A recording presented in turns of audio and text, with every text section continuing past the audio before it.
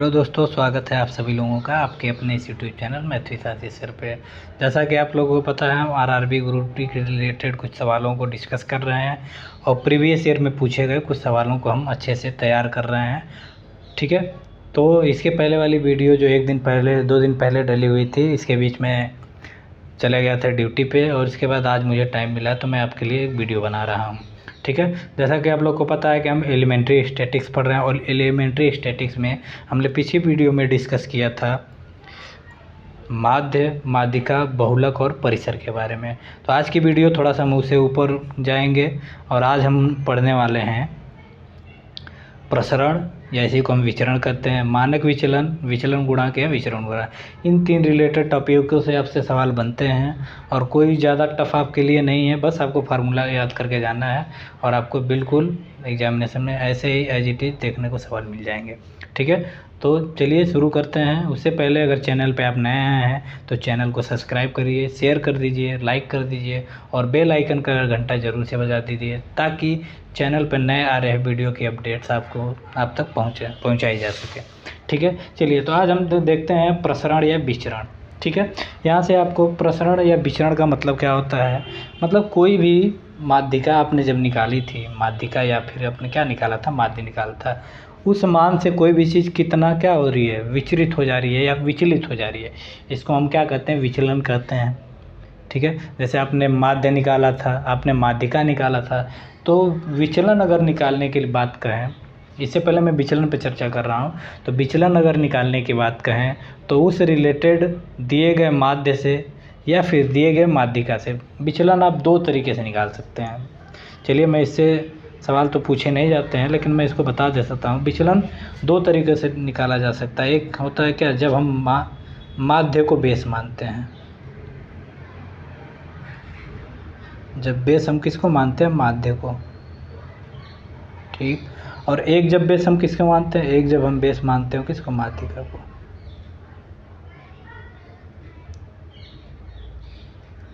ठीक है, तो दोनों को हम मान के हम क्या करें, विचलन निकालते हैं। जैसे मैंने लिखा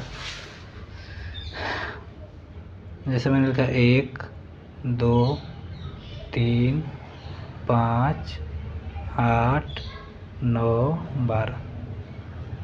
ठीक, 1 2 3 5 8 9 और क्या 12। अगर मैं पूछूं आपसे कि इसका माध्य क्या होगा तो आप क्या कहेंगे, माध्य जो होगा, माध्य क्या होता है, तो आप कहेंगे माध्य बराबर आंकड़ों का योग बटा आंकड़ों की क्या संख्या। ठीक है, तो आंकड़ों का योग कितना, 12 और 9, आप कहेंगे 12 और 9 23। ठीक है, 12 और 9 21, 21 और 8 कितना 29, 29 और 5 कितना 34, 34 और 3 37, 37 और 4 37 और 2 39, 39 और 1 कितना 40। बटे में कुल कितनी संख्याएं हैं, तो आप देखेंगे कुल कितनी संख्याएं थी, तो आप कहेंगे 1 2 3 4, 1 2 3 4 5 6 और क्या 7। कुल कितनी संख्याएं थी, तो आप कहेंगे 7 संख्याएं थी। तो अब इसको हम डिवाइड कर दें तो कितनी बार जाएगा, तो आप कहेंगे 7 5 35, 5 पॉइंट, फिर 5 बजेगा, 7 7 कितना 49। मतलब हम कहें कि इसका माध्य जो होगा कितना 5.7 होगा। ठीक है, एक बार फिर से एडिशन कर लेते हैं क्योंकि कैलकुलेशन मिस्टेक ज़्यादा हो जाती हैं।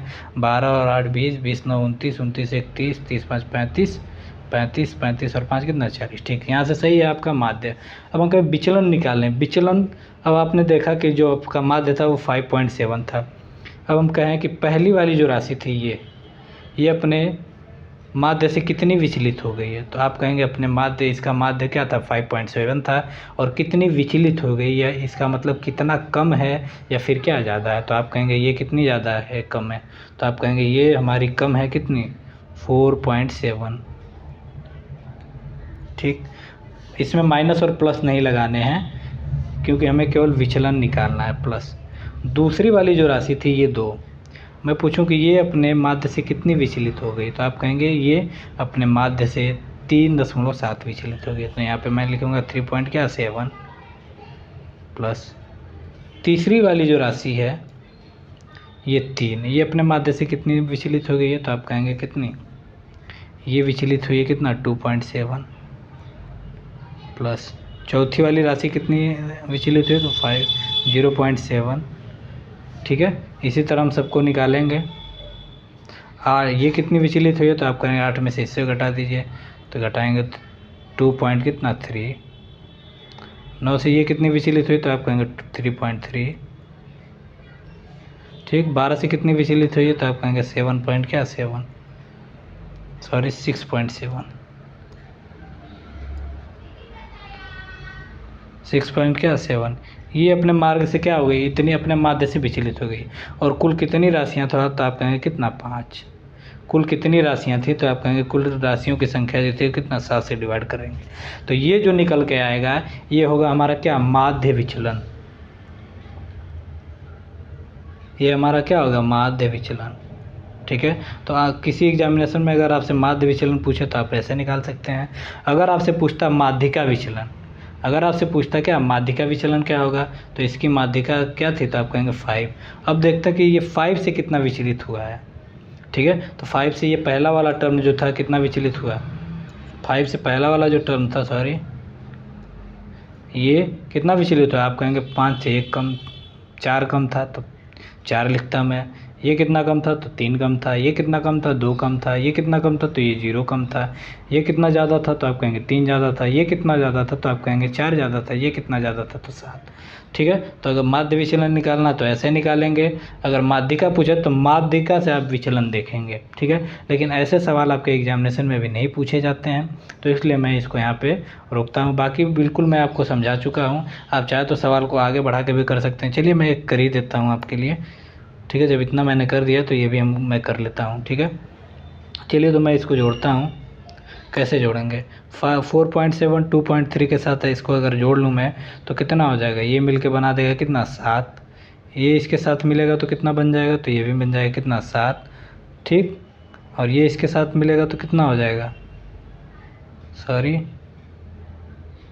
यहाँ पे ये कितना होगा, एक चीज़ है मैंने फिर यहाँ पे गलत लिखी है,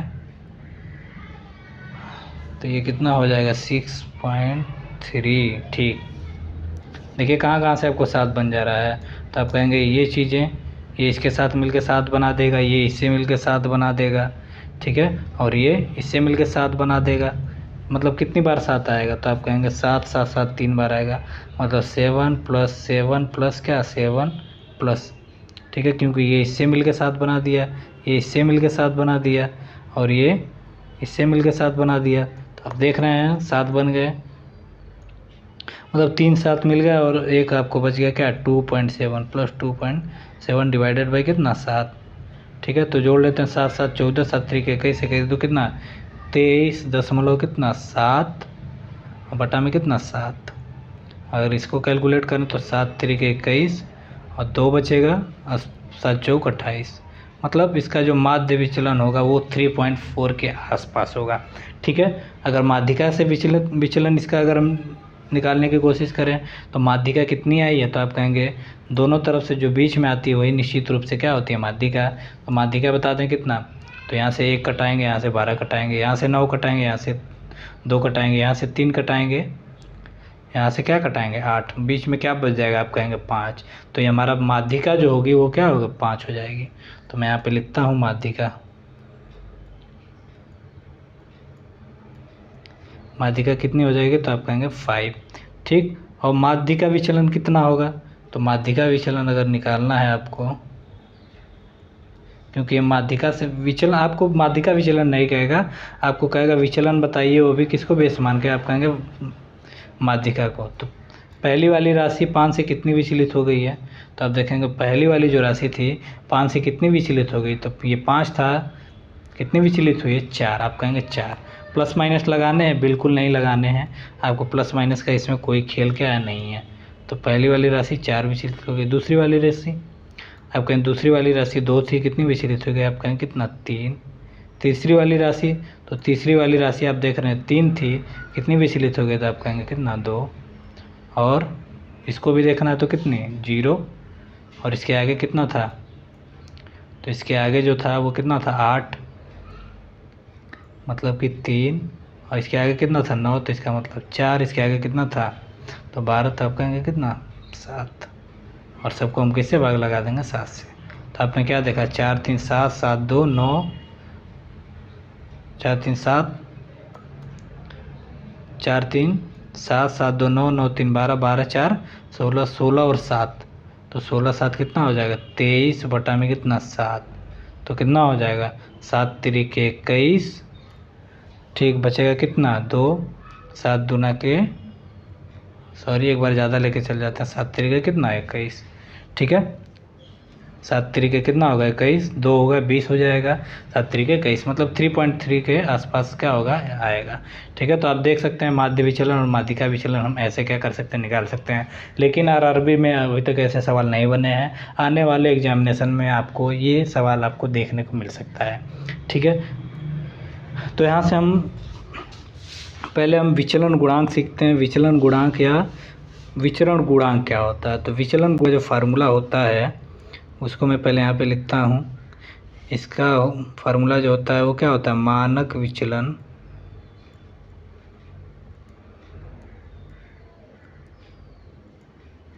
बटा में माध्य, मानक विचलन बटा में माध्य इंटू क्या 100%, ठीक है।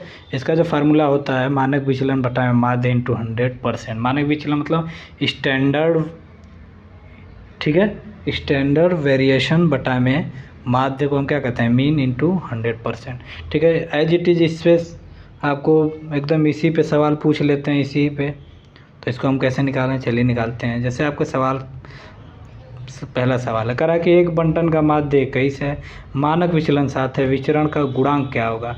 विचरण का गुणांक या फिर इसको कह सकते हैं प्रसरण का गुणांक, तो हम कैसे निकाल सकते हैं। आपने पीछे फार्मूला क्या पढ़ा, तो आप देख सकते हैं पीछे जो आपने फार्मूला पढ़ा था वो क्या पढ़ा था, विचरण गुणांक, विचलन गुणांक या प्रसरण गुणांक बराबर होता है मानक विचलन बटा में क्या माध्य। तो मानक विचलन को हमें ऊपर रखना है, तो मानक विचलन कितना था, आप कहेंगे 7, और नीचे कितना था, तो कहेंगे माध्य था कितना 21 इंटू कितना 100%। अगर यहाँ से आप कटा रहे होंगे तो कितनी बार में 1/3, और 1/3 की जो परसेंटेज होती है वो कितनी होती है, तो 1/3 को हम परसेंटेज में कितना पढ़ते हैं, 33.33%। 1/3 को हम कैसे पढ़ते हैं परसेंटेज में, तो आप कहेंगे 33.33। क्या ऑप्शन में दिया, ऑप्शन सी हमारा क्या है राइट आंसर है। चलिए आगे चलते हैं। यहाँ दिया एक बंटन का माध्य 24 है, मानक विचलन क्या है 6 विचरण का। फिर से वही सवाल, तो आपने क्या कहा, मानक विचलन को ऊपर रखता हूँ मैं 6 और माध्य को नीचे रखा मैंने कितना 4 इंटू कितना 100%, तो कितना हो गया 1 बटा में कितना 4, और 1 बटा में 4 की जो परसेंटेज बनकर तैयार होती है वो कितनी 25। इसका मतलब जो ऑप्शन बी हमारा है वो हमारा क्या है राइट आंसर। आगे चलते हैं। कराएं कि एक डाटा सेट का प्रसरण 144 है, मानक विचलन ज्ञात कीजिए। अब यहाँ पे प्रसरण दे के आपसे क्या किया है, मानक विचलन पूछा है, ठीक है। तो अब यहाँ पे 2 सवाल मैंने करा दिए हैं मानक विचलन से, ठीक है। प्रसरण और मानक विचलन के बीच में संबंध, तो मानक विचलन जो हमारा होता है, ठीक है, मानक विचलन जो होता है वो अंडर रूट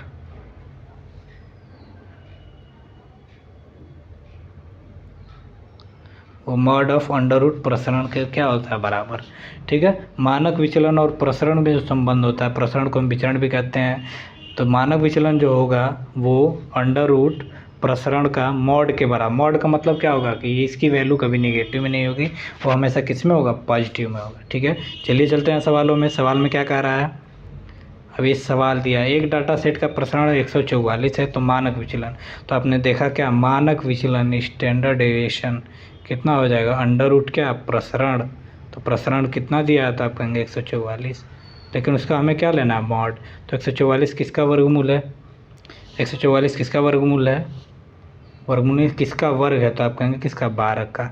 तो क्या हमें प्लस माइनस दोनों रखने हैं, नहीं, क्योंकि मॉड का मतलब है कि हमें कौन सी वैल्यू लेनी है, आपके पॉजिटिव वाली, तो हमारा 12 क्या होगा राइट आंसर। आगे चलते हैं। करे किसी जनसंख्या का मानक विचलन 6.5 है, तो प्रसरण, तो प्रसरण क्या होता है भाई, तो आपने देखा कि स्टैंडर्ड डेविएशन जो होता है वो अंडर रूट प्रसरण के क्या होता है बराबर होता है, ठीक है। आपसे क्या पूछा है, स्टैंडर्ड डेविएशन, तो प्रसरण निकालना।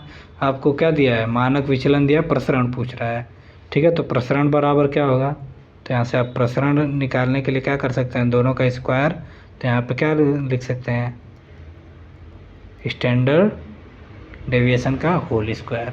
इसका मतलब क्या, हम मानक विचलन का स्क्वायर कर सकते हैं।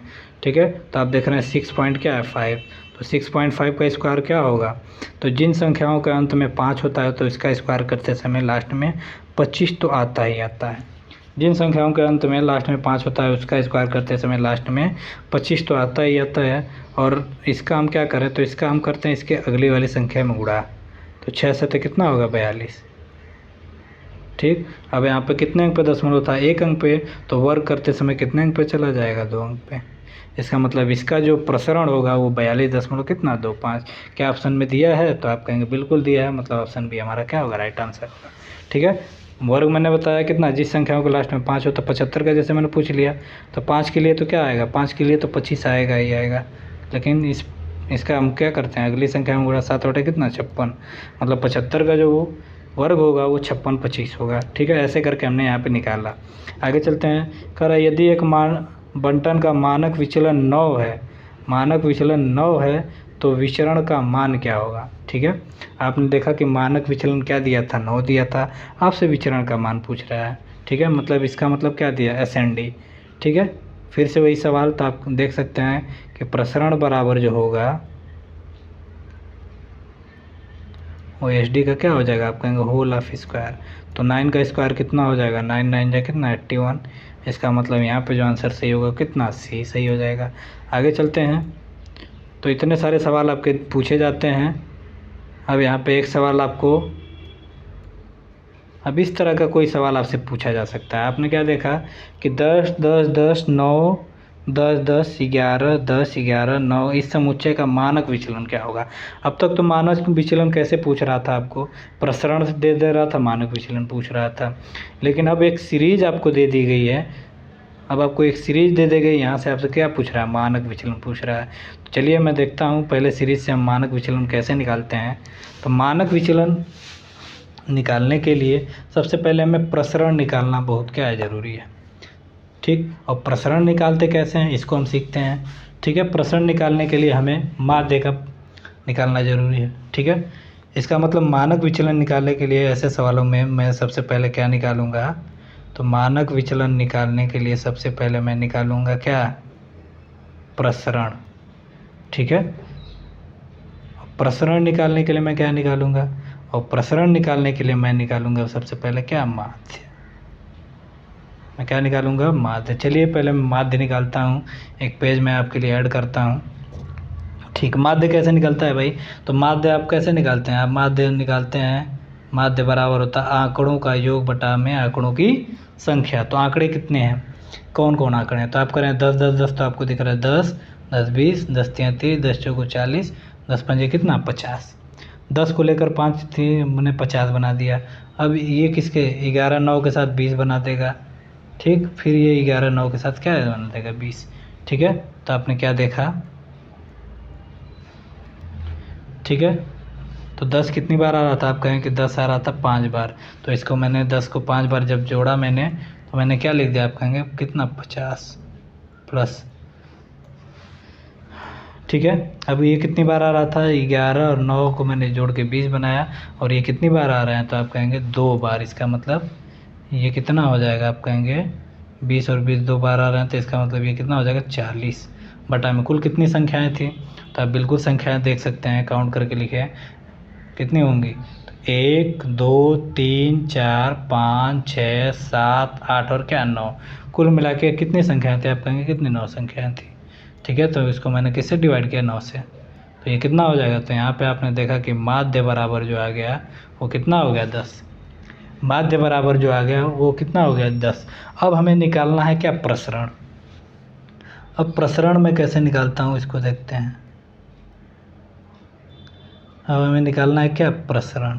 प्रसरण में हम क्या करते हैं, जो भी माध्य हमारा क्या है आया हुआ है उससे बारी बारी से हम संख्या को घटाते हैं और उसका हम क्या करते हैं, वर्ग करते हैं। फिर से सुने कि जो भी माध्य मैं लेके आया हूँ उसमें से बारी बारी संख्याओं को मैं क्या करता हूँ, घटाता हूँ, और उसका मैं क्या करता हूँ, वर्ग करता हूँ। ठीक है, तो बारी बारी से मुझे 10 में से कितना घटाना होगा, तो आप कहेंगे 10 में से 10 घटाना होगा।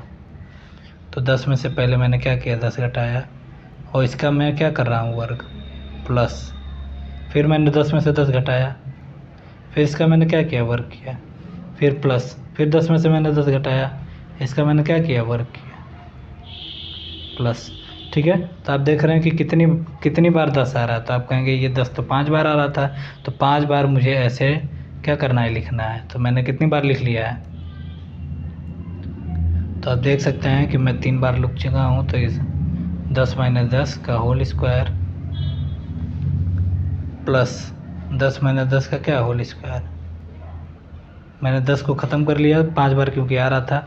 अब मुझे किसके लेना, 9 को। अब आप देखें कि 9 सीरीज में आ रहा है, इस सीरीज में 9 कितनी बार आ रहा था, 2 बार। 2 बार 9 के साथ भी हमें लिखना है, तो मैं क्या लिखूँगा, तो यहाँ पे लिखूँगा 10 - 9 का होल स्क्वायर प्लस 10 - 9 का होल स्क्वायर प्लस 11 भी 2 बार आ रहा है, तो 10 - 11 का होल स्क्वायर प्लस 10 - 11 का होल स्क्वायर, और डिवाइडेड बाई कुल कितनी संख्याएं थी। तो आप कहेंगे कुल 9 संख्या थी, 9 से इसे हम क्या करेंगे, भाग लगा देंगे। ठीक है, 9 से हमें क्या लगा देंगे, भाग। अब देख रहे हैं कि जो संख्याएं जी, ये संख्या क्या आ गई जी, पहली संख्या कितनी बन गई, तो आप कहेंगे 0 0 0 0 और क्या है, 0। अगली ये संख्या मतलब कि जो 10 वैल्यू की थी, जिसमें से हम 10 में से 10 घटा रहे थे, पूरी क्या बन गई, 0। अब 10 में से 9 घटाएंगे, तो 10 में से 9 घटाएंगे कितना हो जाएगा, 1, और 1 का स्क्वायर करेंगे कितना हो जाएगा, 1 प्लस। फिर 10 में से 9 घटाएंगे तो कितना हो जाएगा, 1, 1 का स्क्वायर कितना होगा, 1 प्लस। अब 10 में से 11 घटा रहे होंगे, तो 10 में से जब 11 घटाएंगे तो कितना होगा, -1, और जब -1 होगा तो इसको हम करेंगे स्क्वायर, तो कितना हो जाएगा, प्लस में आ जाएगा। अभी कितना हो जाएगा, आप कहेंगे 1 हो जाएगा प्लस, अगला वाला भी कितना हो जाएगा, 1, और ये हो जाएगा कितना, बटा में कितना, 9। मतलब अब जो वैल्यू बन के आपको तैयार हो गई, ये पूरी वैल्यू कितनी बन गई, पूरी वैल्यू कितनी हुई, तो आप कहेंगे 4 बटा में कितना, 9। ये पूरी वैल्यू बन गई है क्या, 4 बटा में 9। जब आपको 4 बटा में 9 पता हो गया, इसका मतलब आपको प्रसरण पता हो गया, और प्रसरण से हम कैसे निकालते हैं, मानक विचलन। तो मानक विचलन बराबर होता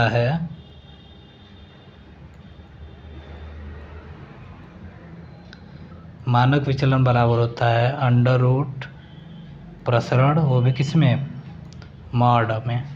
ठीक, तो 4 बटा 9 को जब मैं निकालूंगा बाहर, तो ये क्या होगा, 2 बटा में 3। मतलब इसका जो मानक विचलन होगा वो कितना आंसर दे रहा होगा, तो आप कहेंगे 2 बटा में 3। क्या ऑप्शन में दिया, ऑप्शन सी हमारा यहाँ क्या होगा, राइट आंसर होगा। ठीक है, तो आप देख रहे हैं कोई भी सीरीज देके अगर आपसे मानक विचलन पूछता है, तो सबसे पहले मुझे क्या निकालना होगा, तो आप कहेंगे सबसे पहले मुझे माध्य निकालना होगा।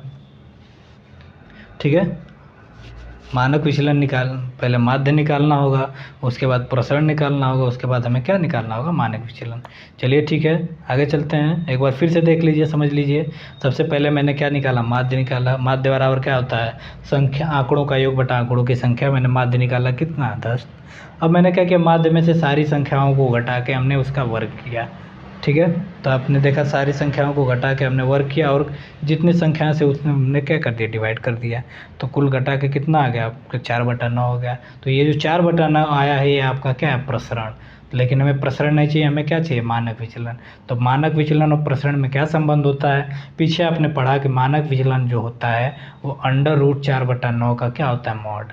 इसका मतलब 4 बटा 9 को हम वर्गमूल करेंगे, और उसका धनात्मक साइड हम क्या करेंगे, बाहर निकालेंगे। तो आपने क्या देखा, इसका जो आंसर आ गया वो क्या, 2 बटा 3। चलिए आगे चलते हैं, एक और सवाल आपके लिए है, निम्नलिखित आंकड़ों का मानक विचलन की गणना करें। आप देख रहे हैं फिर से मानक विचलन वैसे ही आ गया है। तो पहले हमें क्या निकालना है, तो आप कहेंगे पहले माध्य निकाल लीजिए। पहले मैं माध्य निकालता हूँ, तो माध्य बराबर क्या होगा, बोलिए माध्य बराबर क्या होगा, तो माध्य बराबर होगा आंकड़ों का योग। तो 7 6 कितना हो जाएगा, 13, 13 5 कितना हो जाएगा, 18, 18 4 कितना हो जाएगा, आप कहेंगे 20, 22, और 22 3 कितना हो जाएगा, 25। आंकड़ों का योग हो गया क्या, 25 बटा में कुल कितने आंकड़े थे, तो आप कहेंगे कितना, 5। अब डिवाइड करेंगे 5 से, तो माध्य कितना आ गया, 5 आ गया। फिर से जोड़ लेते हैं 7, फिर से जोड़ते हैं 7 6 13, 13 5 18, 18 4 22, 22 3 कितना, 25, और 25 बटा में 5 बराबर क्या, माध्य, मतलब इसका माध्य आ गया क्या, 5। अब प्रसरण कैसे निकालते हैं? तो प्रसरण निकालने के लिए मैंने आपको बताया बारी बारी से माध्यम में से सारी संख्याओं को घटा के उसका वर्ग करते हैं। तो पहले मैंने संख्या देखा क्या 3 को मैं 5 से क्या करूँगा घटाऊँगा, उसका वर्ग करूँगा। तो 3 में से जब मैं 5 को घटाता हूँ तो 2 का वर्ग मुझे लिखना है, ठीक, प्लस अब मैं क्या करूँगा, अब मुझे 5 में से 4 को घटाना है, अब इसका वर्ग लिखना है। तो 5 में से जब मैं 4 को घटाऊँगा तो कितना होगा, तो 1 का वर्ग कितना हो जाएगा 1 प्लस। अब मैं उस तरफ पिछले सवाल की तरफ पूरा इसको घटा के मैं आपको दिखा नहीं रहा हूँ, आप बिल्कुल उसको समझ सकते हैं और यहाँ पे आपको चीज़ों को ऐसे करनी है, ठीक है। फिर 5 में से फिर मैं क्या करूँगा, 5 में से फिर 5 को घटा के क्या करूँगा स्क्वायर। तो फिर 5 में से 5 घटाएंगे तो कितना होगा 0 का स्क्वायर प्लस। फिर 5 में से 6 को घटाएंगे तो 5 में से 6 घटाएंगे -1 और -1 का स्क्वायर क्या हो जाएगा, ठीक है, तो पॉजिटिव में चला आएगा। और 5 में से 7 घटाएंगे -2 का क्या हो जाएगा स्क्वायर। और बटा में कुल कितनी संख्याएँ थे, तो आप कहेंगे कितनी 5। अब जोड़ लेते हैं तो 2 दूना 2 का स्क्वायर 4 प्लस 1 प्लस कितना 0 प्लस 1 प्लस कितना 4 बटा में कितना 5। आप देख सकते हैं कि इसकी वैल्यू कितनी आ गई, तो ये हो गया 5 5 10 और इसकी वैल्यू आ गई कितनी 2। 10 बटा में 5 की वैल्यू कितनी आ गई 2। जब इसकी वैल्यू 2 है तो मानक विचलन की वैल्यू क्या होगी, तो स्टैंडर्ड डेविएशन जो होता है वो प्रसरण का क्या होता है, अंडर रूट प्रसरण, और प्रसरण की वैल्यू क्या आ गई 2 आ गई। तो यहाँ से हम स्टैंडर्ड डेविएशन जो दे सकते हैं वो क्या होगा √2। क्या ऑप्शन में दिया है, ऑप्शन ए हमारा क्या है राइट आंसर है।